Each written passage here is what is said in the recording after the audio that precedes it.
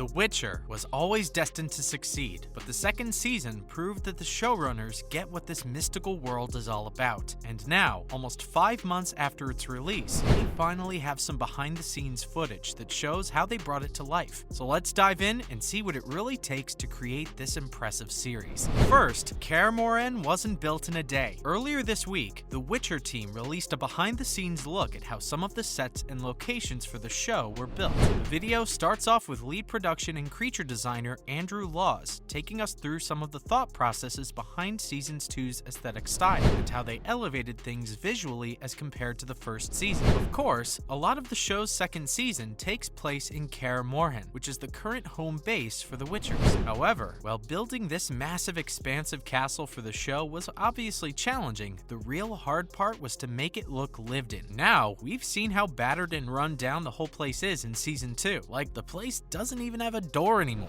There's a good reason behind Kaer Morhen's dreadful condition. You see, right before we dove into our current story with Geralt, there was a big battle at the Witcher's base, and there were a lot of casualties. And you can see that translated into the show as well, with broken furniture, walls, and random skeletons outside the front door. The creators didn't want to replicate the games. We know that the Witcher series has been adapted directly from the books, but let's be fair, it's the popularity of the Witcher games that has made the show into what it is today. And without the game's influences and the massive fan base, this series probably wouldn't have seen the light of day on Netflix. According to Andrew Laws, though, they switched around some things in Season 2 and didn't quite rely as heavily on the games.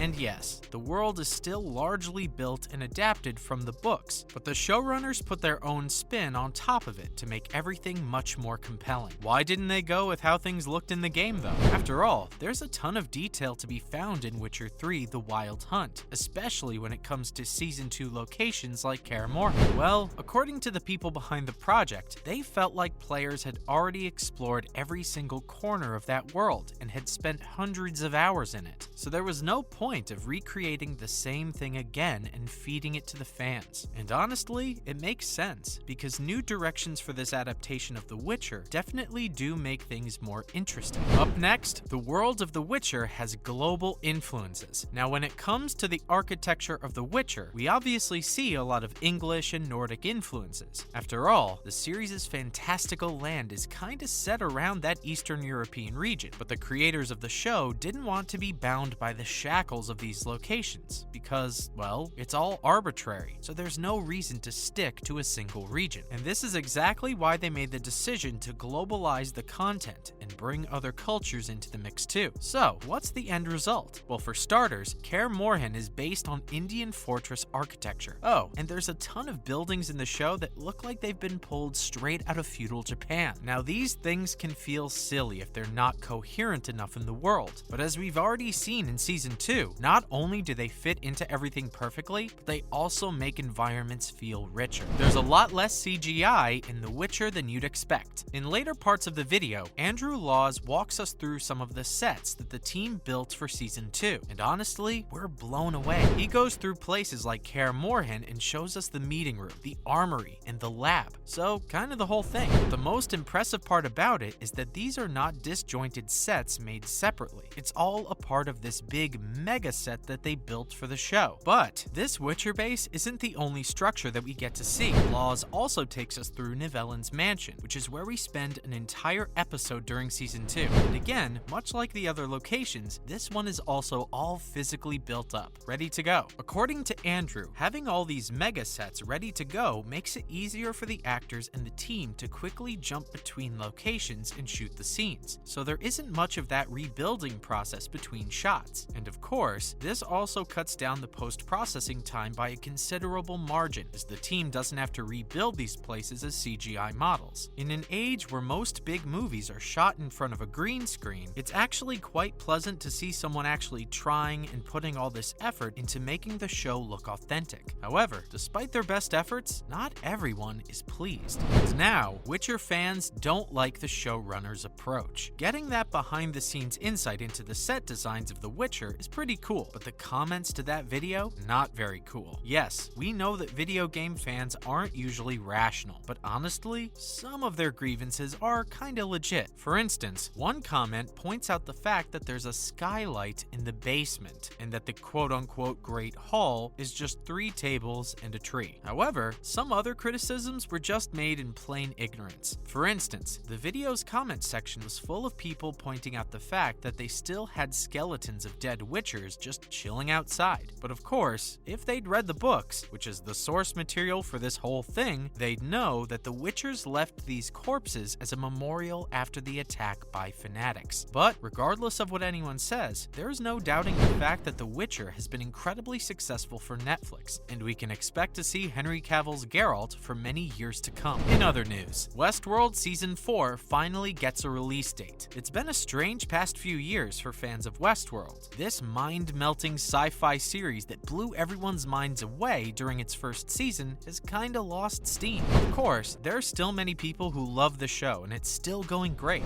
However, the directions that Westworld has gone in after the first season have been pretty wild. But hey, that's what makes it exciting too, as we don't know where the show will be headed to next. And if you've been anticipating the next chapter, brace yourself, because things are about to get super violent. Now, fans of Westworld aren't strangers to some gruesome imagery, but this new reveal trailer for the show takes things to a whole new level. We see a robot vomiting insects, a fly entering a man's eyes, and walls painted in blood. So yeah, some pretty heavy stuff. Thankfully, we don't have to wait much longer for the show's return either, as Season 4 starts streaming on June 26th. The competitive gaming parody series comes to Paramount+.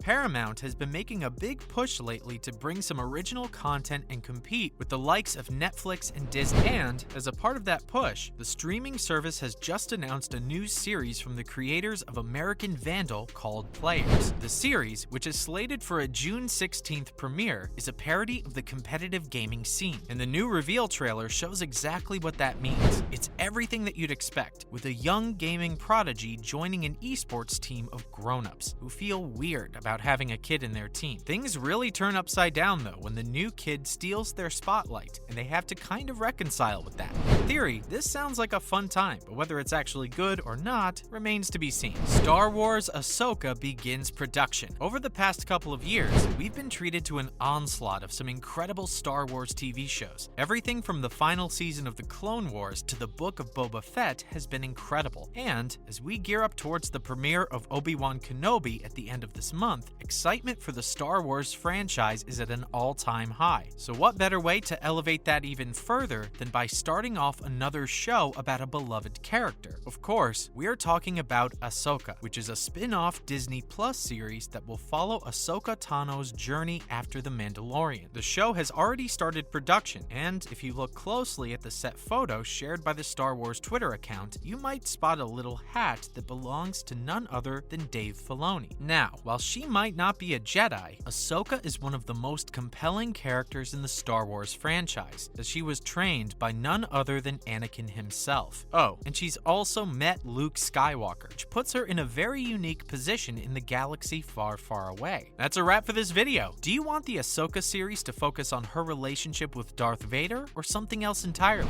Let us know in the comments below. Make sure to give this video a thumbs up and subscribe to our channel for more videos like this. See you in the next one.